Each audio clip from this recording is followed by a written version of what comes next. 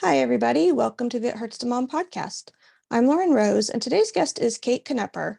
Kate likes to call herself the corporate survivor who went from surviving to thriving once she gave herself permission to pivot.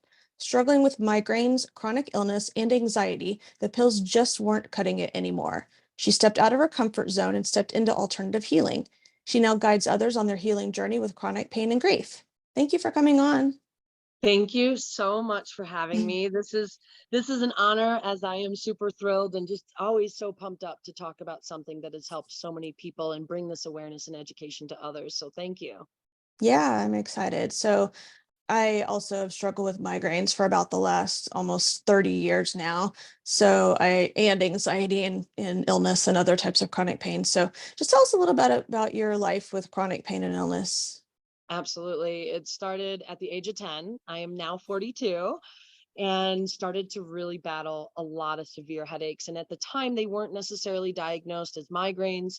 To be honest, my parents kind of blew it off. They really thought that I was, exaggerating a bit, being a little dramatic. And that was definitely not the case. They just progressively got worse and worse as I got older. And I know that hormones can play a role into migraines and headaches. And I think once I started to go through my adolescent years and puberty, that they really started to kick up a notch. They got to the point where I did experience those aura type migraines, a lot of nausea, had to lay down. It put me out of school. And I really struggled with how to maintain the balance within myself of being such a young kid and dealing with so much pain. I didn't know if this was normal or not. And my Mhm. parents finally took me to the doctor, did all sorts of things. They definitely diagnosed me with chronic migraines and put me immediately on pills. And I didn't know any better. My parents didn't know any better. And of course, they said yes, and they didn't work. I then got switched to multiple different ones. Long story short, fast forward into my mid 30s, nothing was working. And at this point, I was on 4 different medications with a nasal spray. Something had to end because it just wasn't helping. And I knew the side effects long term of this medication. And if it wasn't helping me, why would I allow all this stuff to be ingested that potentially could be harming me in the future?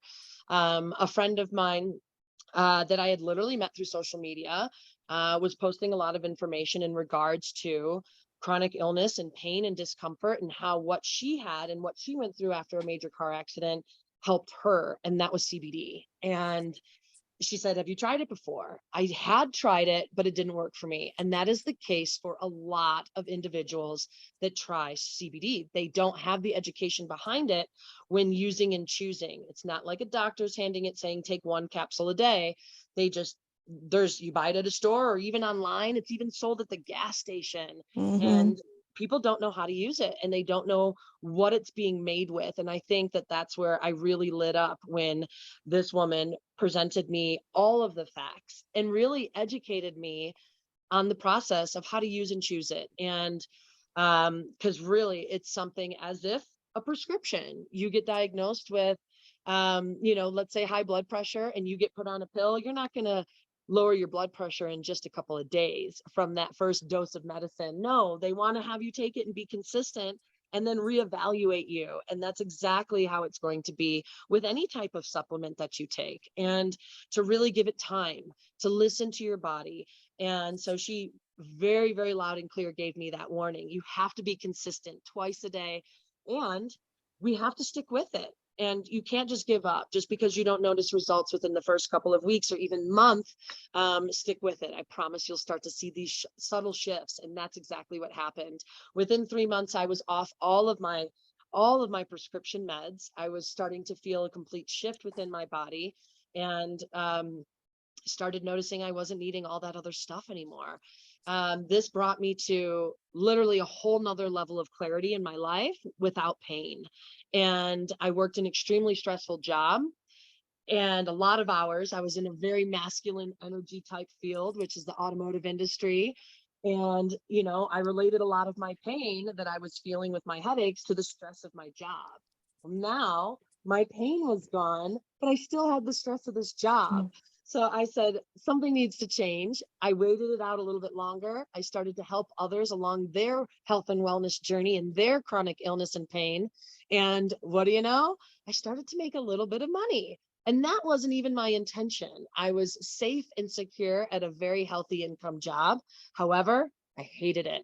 And I just said, no, at this point, I was 38 years old. And I said, I can't just leave my corporate career. This is all I've ever done. However, I knew just this burning, feeling and passion inside, as they say, when it hits you and you have to take action on it. And I decided in March of 2022 to pivot, and scary and fearful and doubtful and really uncertain about what that future held for me. But I said, I've got something really good here that I need to share with the world. And without the education behind it, people are never going to be able to really experience it the right way. And here I am able to advocate for them and provide that information and resource to them and really hold their hand. And not only is it going to benefit them, but selfishly benefit me as well. I get to, feel good about helping others the way that I was helped. So now I do this full time. And if anybody here that is listening believes in divine timing, it really was the best timing that I ever could have had to leave my corporate job in March. I went through heavy, heavy grief. I lost both of my brothers, one of them being my twin, and then two of my very best friends within days of one another. And literally, it shattered my whole world. And prior to that, in 2021, I lost 8 other individuals in my life. And not as close of individuals as my brothers and my best girlfriends. However, it was a lot of compound grief that I didn't know how to deal with. And CBD is great for anxiety. So I was able to start upping my dose or doing what they call a micro dose. In the middle of the day, I would take a CBD gummy or take just a half a dose of my CBD oil.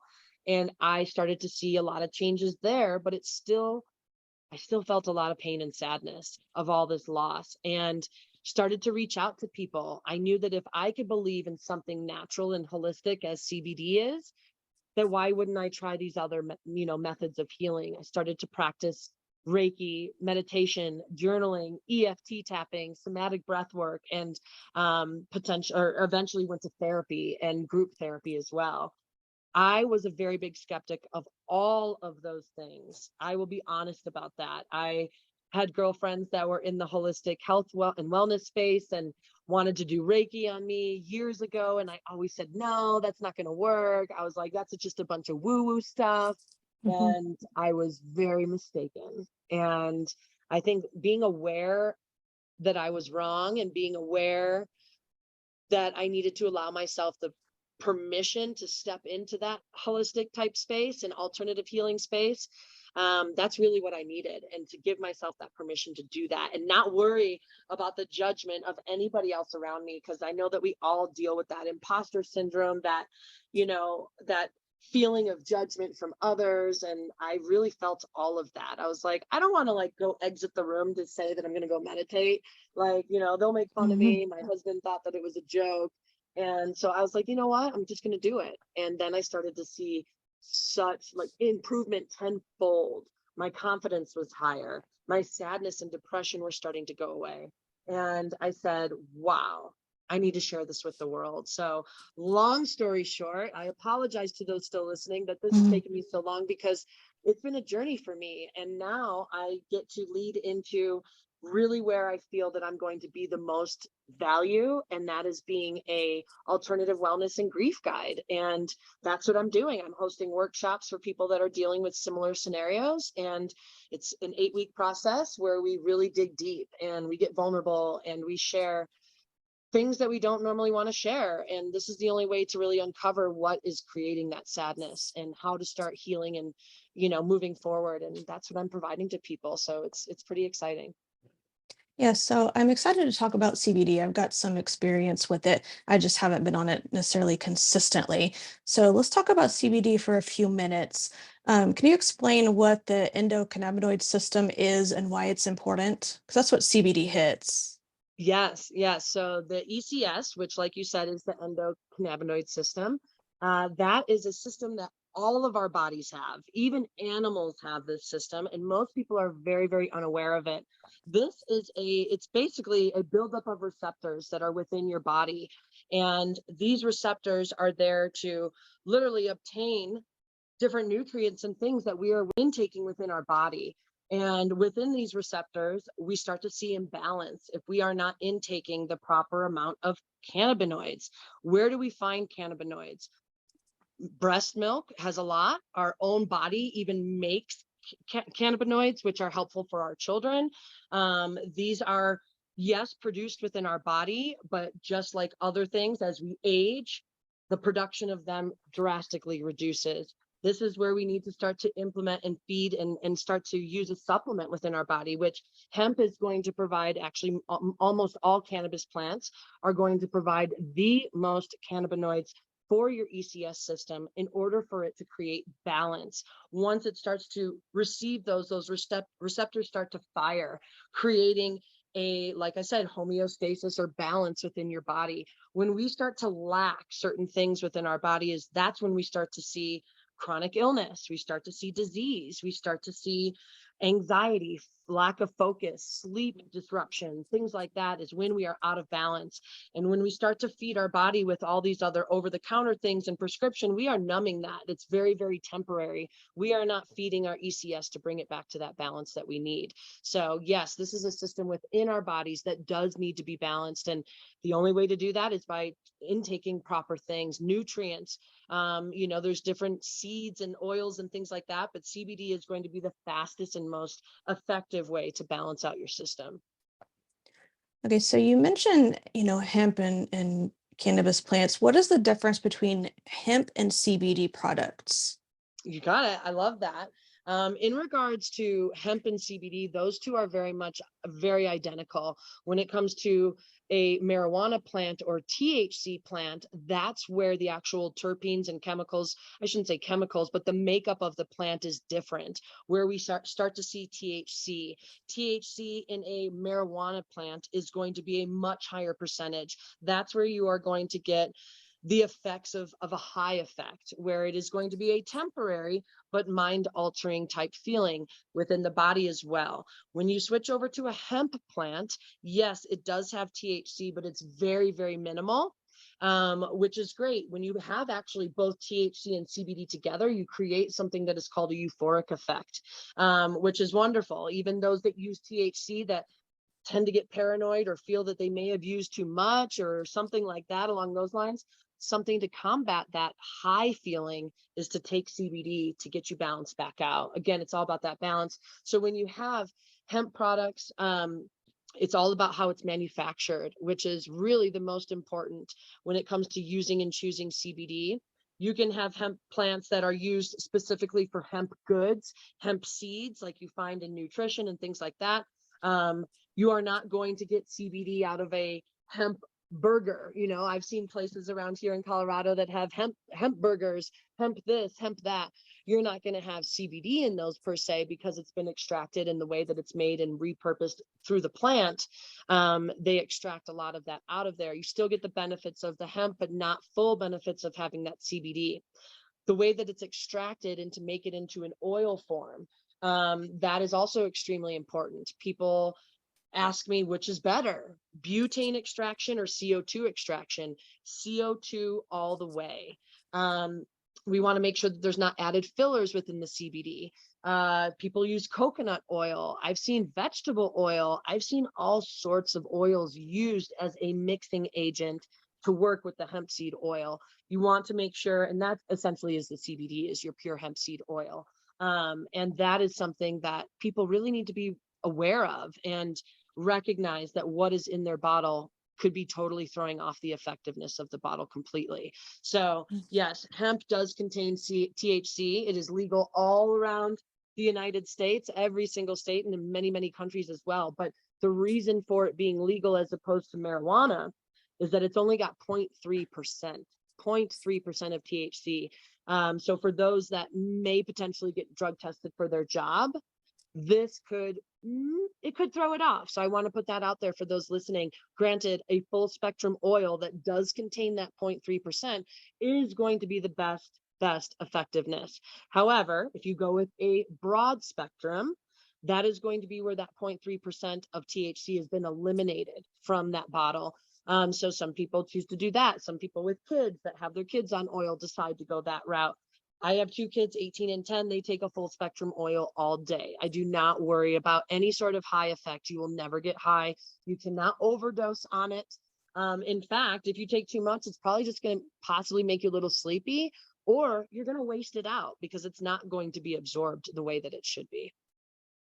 Yeah, and I'd heard from, different sources that the THC actually helps the body absorb the CBD. However, since I'm drug tested for pain management, I'm not allowed to have anything with THC in it. So the ones I take have to be the broad spectrum instead of the full spectrum. I guess it's still the broad spectrum still got some effectiveness, just not quite as much, You right? got it. It is literally, I mean, I'll be honest. I've taken both and I find both to be extremely effective, but I have taken a study within my clients that only do a broad spectrum versus a full spectrum, and they are feeling exactly the same amount of benefits. So I can't, I have people that are do have allergic reactions to THC, so they have to Mm. go with a broad spectrum. And some people have mentioned, oh, I know that the full spectrum might be a little bit more effective for me. I'm like, try this out. You might be absolutely surprised. So a broad spectrum, literally, I believe, and I can't say this scientifically. Again, I'm not a doctor. I am, no MD over here. However, through personal experience and with my clients, I would say that a broad spectrum is literally 95% as effective as the full spectrum. I really find that people find just as much benefit when they use a broad spectrum versus a full spectrum. But to have that little added benefit, yes, it does work better for absorption. And obviously, for those that don't know that are listening, how to take CBD is under the tongue. I do have people that have feeding tubes and kids with feeding tubes. You can go right through the belly button and literally have it absorb. It is a perfect spot. But under the tongue, doing it sublingually that way allows best absorption and the fastest. And really honing in on that dosage amount. It takes time. We do adjust those dosage amounts literally from week to week for the first 3 months of starting to use CBD on your journey. But yeah, under the tongue twice a day, hold for 30 to 60 seconds. Yes, you can swallow some if it hasn't fully absorbed, and go about your day. I've heard, there's a lot of myths out there. Don't eat 30 minutes before, after, don't drink, don't brush your teeth. No, no, no, no, no. Mm. Go about your day. Go about your day. Do whatever you're going to do. Once it's absorbed, it's absorbed. You can do anything you want after that. So, Okay. and there's a lot of great flavor options and things like that as well. But you also want to look for color of your oil. You don't want it to be clear and you don't want it to be like a dark brown. You really want like a gold, like a liquid gold, is what I tell Mhm. people. Okay. And since my listeners are dealing mostly with chronic pain, chronic illness as well, but specifically chronic pain, how does CBD work in the body to help with chronic pain? So it is going to start to, again, attack those receptors and really start to feed that, which then works through your entire, not just for me, I notice more through my central nervous system. I dealt with a lot of anxiety and a lot of migraines, which was elevating that nervous system into a panic mode every single time I got one. I was worried about being nauseous, about the light situation. I was very, very light sensitive. But when it comes to attacking that chronic pain, we start to take it every single day. We start to see those receptors literally receiving all of this goodness and start to balance out where we are now avoiding, as long as we're not numbing it with a whole bunch of other things. That's where I really tell people consult with your doctor first, because I'm not saying that traditional medicine needs to be shoved out the door. Absolutely not. There are some great benefits to all of our modern science and technology and prescription medication. But normally, you should not have interference with either of those, but I always say to consult with your doctor because chronic pain can be relieved and fully eliminate a lot of those prescription pain relievers. However, depends on your severity, but being consistent, finding that main dosage that you is your sweet spot, and when it starts to balance out, don't go off of it. That's where I tell people they start to feel good and then they stop using it. But it's like a daily vitamin. You really want to be consuming it every single day to maintain that equal balance and that homeostasis. Okay. And let's talk about topical, applications for a minute. I don't know if you're going to know the answer to this question, but I've noticed that because I've used topical products from a CBD store with, certain milligrams of CBD per bottle. And I've also used some, it says hemp topical products from like Amazon, which are much less expensive. But I've noticed that nothing on Amazon says contains CBD. It's always just a hemp product. So is there, what is the difference between the topical I get from a CBD store versus the topical a hemp topical I get from Amazon? Excellent question. So I carry a lot of hemp products that do not contain CBD. We carry cold pressed hemp seed hair care, and people and even facial care as well. And people ask me, does this have CBD in it? And I said, no, it doesn't. And they're like, how is it benefiting me then? Hemp in itself, when you have a cold pressed hemp seed oil, it still gets into your skin, it moisturizes, it's still going to feed somewhat of your ECS, your endocannabinoid system. However, when the CBD part of it is extracted out through science, you know what I mean? We're doing that CO2 extraction. You are getting, but it's like hemp clothing, you know what I mean? It's longer lasting. It does absorb better. It does work within our skin tissue better. Just like using certain oils in our diets. We've got avocado oil, sunseed oil, all of that. There are certain oils that are going to absorb and react better within your system as far as being beneficial. So hemp definitely has awesome properties to it. Don't get me wrong. It's can be used for so many things, from our paper goods, clothing goods, hair care, and to our topical ointments. However, that's the thing. Without CBD being FDA approved, anybody can Mhm. put anything together and not have to go through the extraction method, not have to go through um, you know, the organic planting of the hemp plant. They get a hemp plant and they're going through the process of literally converting it into an ointment, into a lotion, into a topical, into other paper products, clothing products, whatever it might be. But when you break it down into the oil sense and you are adding that CBD to, like, let's say a moisturizer, now you've got a topical that has CBD in it. And you brought up milligrams. That is also another question. People think the higher the milligram, the better. In most cases, that is true, but there is only so much that you are going to be able to absorb. That is, people say, I got a CBD oil that's 3,000 milligrams. One, Mhm. that's never it's you've almost gone overboard at that point. It's not going to absorb and be effective in the way that you think that it would be. It's not like taking 5 Advil versus one. It's not going to be more effective, when you go to extreme measures. I really say don't ever go under 500 milligrams, because that's when you get into a pet tincture. If you go over 2,000 milligrams, again, a lot of that is not being absorbed and being effective. So I would say start with a 500, work your way up to a 1,500 if you've got severe pain. But other than that, you don't need to exceed that. You don't need to be going into a 3,000 milligram CBD oil. So, but a topical, like you said, should contain CBD, not just hemp. It will not be as effective if it is just a cold pressed hemp seed oil versus the whole extraction process and getting it to a CBD concentrated oil. Okay, so I'm glad to know that the topicals with CBD are more effective because they're like 3 times more expensive. They are. You do get what you pay for. That is the truth for sure.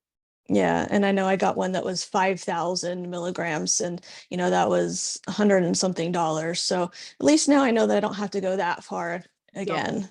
You don't. If you were to find, and the greatest thing about it, I tell people to send me a picture. There's a lot Mhm. of great CBDs out there. And one most common thing to look for, two things exactly.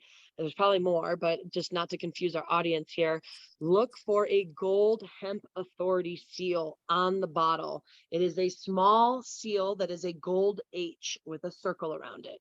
If any of your CBD products, I don't care if it is a dog oil, dog treats, I don't care if it's your personal oil or a lotion or topical or a gummy, you have got to see that Hemp Authority seal on there.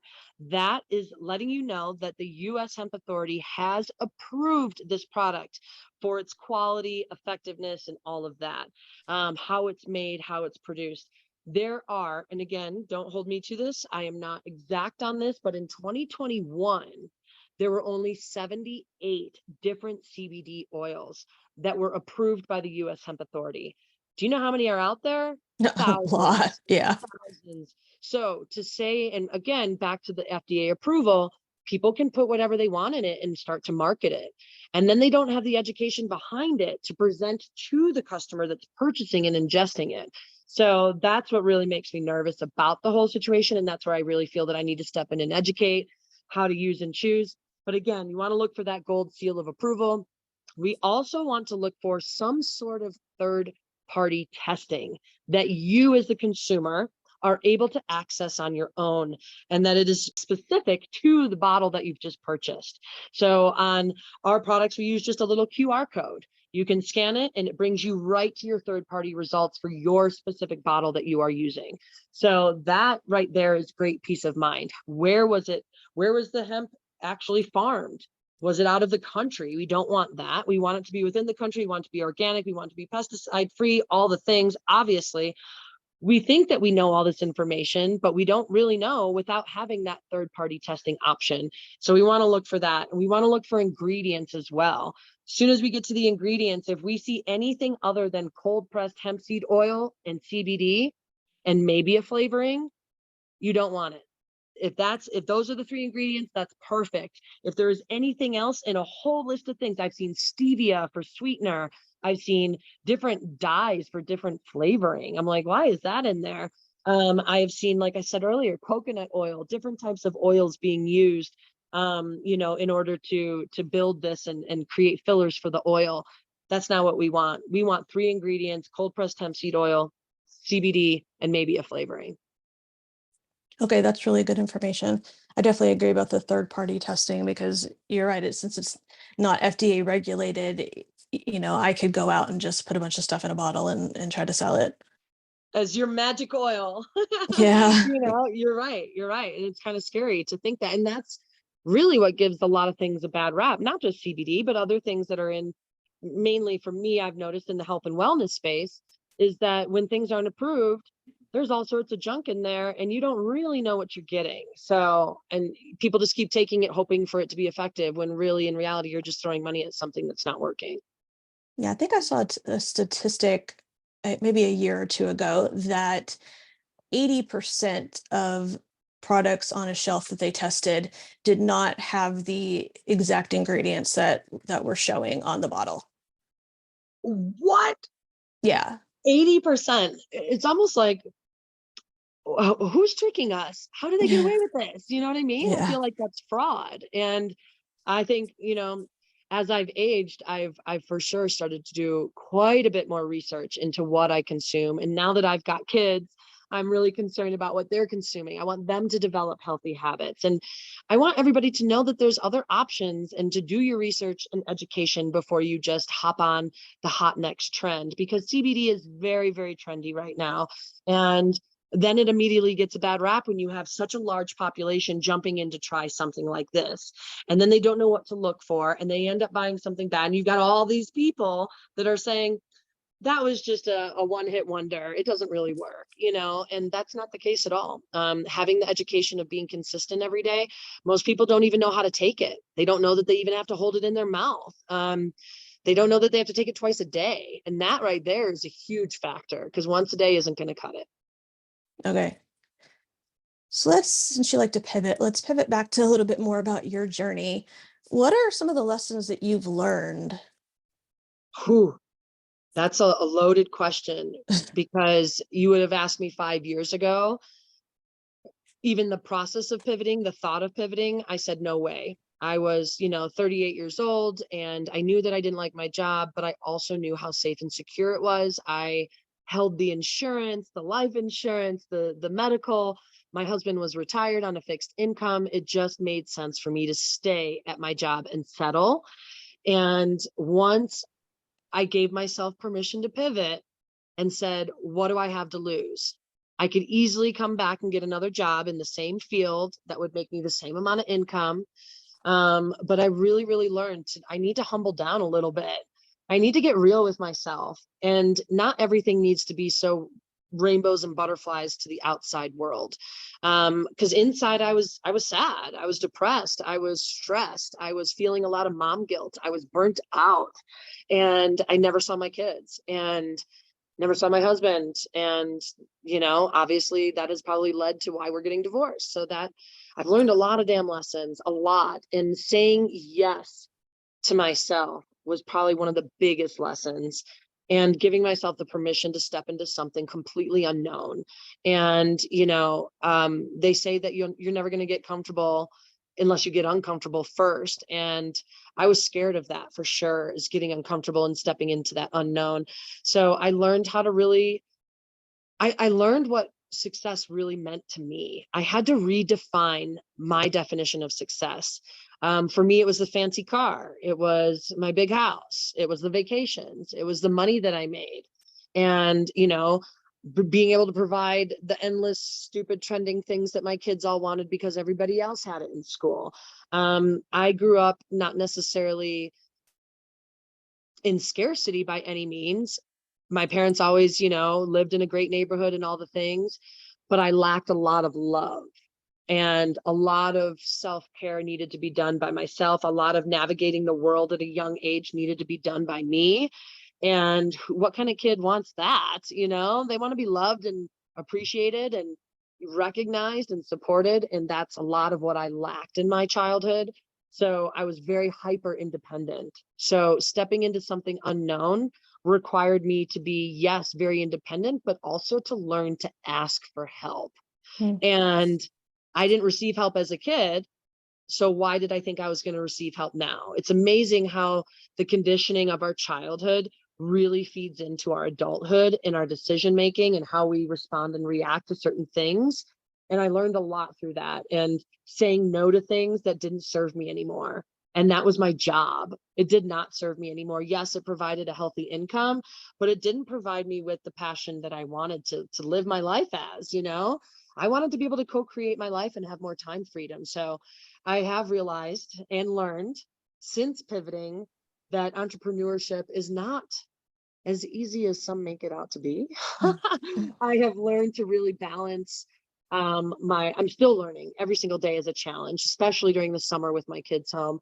That work-life balance. I wanted to leave corporate to spend more time with my kids and have that time freedom, but I also need to have an income. So I've had to really learn and navigate how to balance out my morning while my kids are still sleeping and get my work done. And then it's playtime. And I've learned that that is so amazing to be able to really be present. And I was never present before. I was in that like tunnel mode, tunnel vision, go, go, go type mode all the time.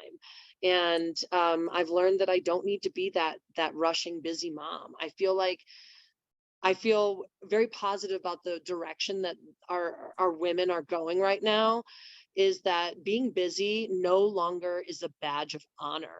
Mhm. I think a lot of women and, moms and women without kids felt that, oh, I'm so busy. How are you doing today? I'm so busy. And Mhm. are we saying that in a good way? Or are we saying that as like, we need that recognition? Like, sorry, you're so busy, or, oh, at least you're busy, like what kind of recognition are we really trying to get from that? And are we displaying it as a badge of honor that we're busy moms, that we're busy, hardworking women? Yes, it's great to be a hardworking woman. It's great to be, you know, have your days filled with fun events for your kids. That's great. But to say that we're always busy, is that really fun? Do we want to always be busy? So I don't. And I really had to learn how to chill the F out. I never knew how to relax. And so I've learned quite a bit. I've learned how to live on less income. I've learned that material things are no longer exactly what feed my passion and feed my joy. I don't need all that anymore. And I have learned to live in the moment and really create memories versus material things. And it's been a really fun yet scary. I'm not going to say that entrepreneurship and solopreneurship is not difficult, but I learn more every single day. And asking for help from those that have been in it a little bit longer than me has been such a true blessing for me. Yeah, the points that you made that were my favorites were saying yes to yourself, saying no to things that don't serve you, asking for help and being present. Those are some of, related to the top tips that I give for anyone living with chronic pain and illness. So I think those are really important to take care of yourself and focus on those things. What's one piece of advice that you have for someone who's living with chronic pain and chronic illness? Give yourself options. Don't limit yourself to what society, our doctors, again, I have no disrespect for traditional medicine. I absolutely love my practitioner, my doctor, everything about him. However, they are there to provide resources that they are given to provide you with. And guess where that's from? It's from big pharma. Mm-hmm. And that's where we think that we need to literally lay all of our trust on the line, is with our doctors. And that, yes, they do have our best interests in mind. We know that. We hope that they do, right? But they are educated in what they have been given to provide to us as a source of solution, or of recovery, or whatever it might be, a cure per se. I hate to say cure, Mm-hmm. but I think allowing yourself options and giving yourself a plan B, and at least, just like we just said, saying yes to something new. If you don't ever give yourself the option to try something new, you never know what that's going to do for you. And what's the worst that's going to happen? It doesn't work and you go back on something that maybe works. I mean, give yourself the option to try new things. Absolutely. Awesome. So we probably need to wrap up. Where can we get more information about you and about your CBD products and what you do? Thank you so much for asking. My website is livehempily with two P's, livehempily.com. That takes you directly to my sales page. So I don't always like to just pitch with my sales page at all, ever, but it's fun to go through because there's a lot of great products and a lot of great testimonials in there as well.